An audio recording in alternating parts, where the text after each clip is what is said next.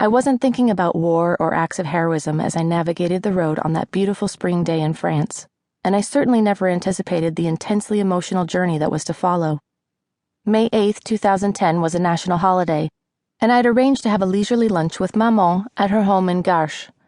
As always, I looked forward to visiting my mother and enjoyed spending time in the house I grew up in. Situated between Paris and Versailles, Garches is only 12 kilometers from the capital, a short commute to the big city, yet far enough away to retain a unique rural flavor, the best of both worlds.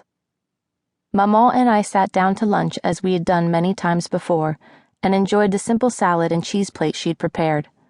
We French have a reputation for being excellent cooks, but somehow Maman had never mastered a high degree of culinary skill.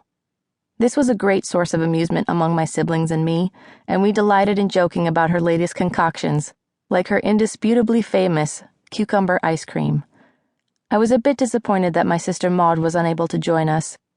She and her husband Lionel live in Garches with their 2 daughters, Lucy and Manon, and they were on a family holiday. We would have some fun teasing Manon about the many strange dishes we'd consumed at her table over the years. Manon and I engaged in our usual discussion about the family, the weather, and other items of interest.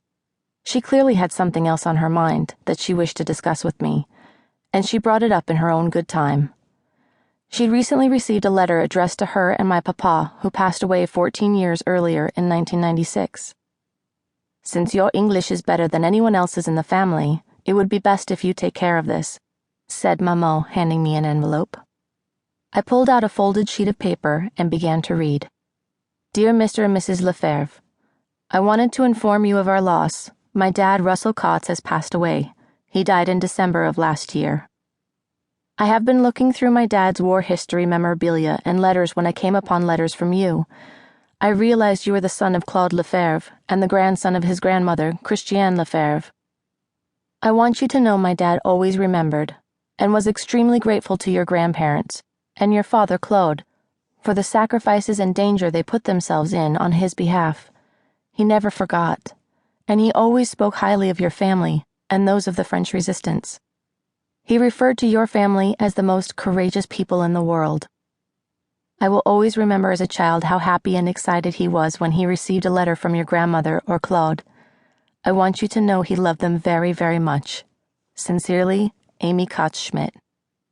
I examined the envelope and its contents once again and discovered that Amy Schmidt had written the letter a month earlier, and the return address indicated she lived in Peachtree City, Georgia. A second piece of paper was included in the envelope, Russell Kotz's obituary.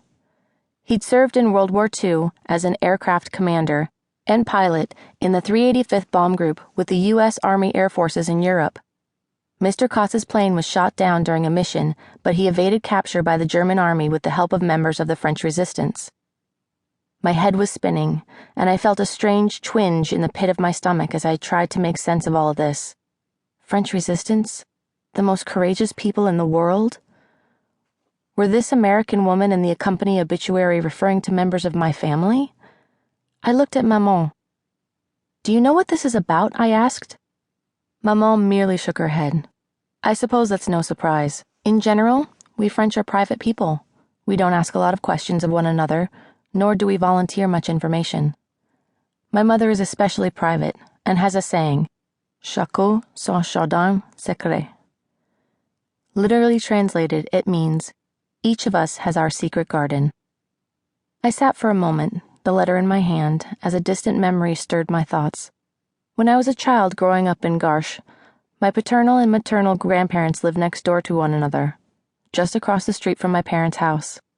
It was an ideal situation for me, and in my imagination, I pictured my parents as teenagers, carrying on flirtatious conversations as they leaned out the windows of their respective homes.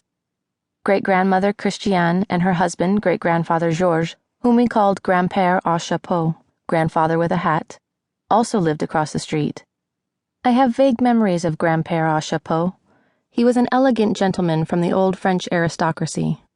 But, for whatever reason, I have no recollection at all of grandmother Christiane.